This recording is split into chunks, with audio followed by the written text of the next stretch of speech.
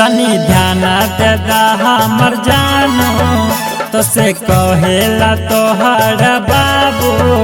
तनी ध्यान दे दा हमर जानो तो से कहेला तोहर बाबू हो। 1 जनवरी के दिन आइब जानू बोलब हैप्पी न्यू ईयर। 1 जनवरी के दिन आइब जानू बोलब हैप्पी न्यू ईयर। सज धज के रही तैयार जान बोलब हैप्पी न्यू ईयर।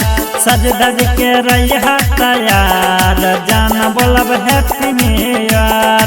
सज धज के रही तैयार जान बोलब हैप्पी न्यू ईयर। जान बोलब हैप्पी न्यू ईयर।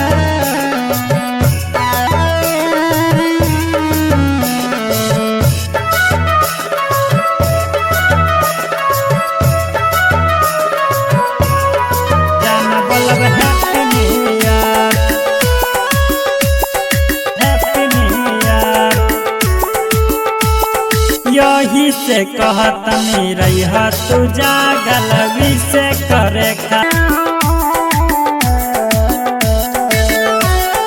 जान बोलब happy new year. Happy new year. फूल नियन खिल जाई दो दिल मिल हो। नया साल में खुशी आई नया होई फील हो। नया होई फील हो। फूल नियन खिल जाई। SK studio Bhawanipur.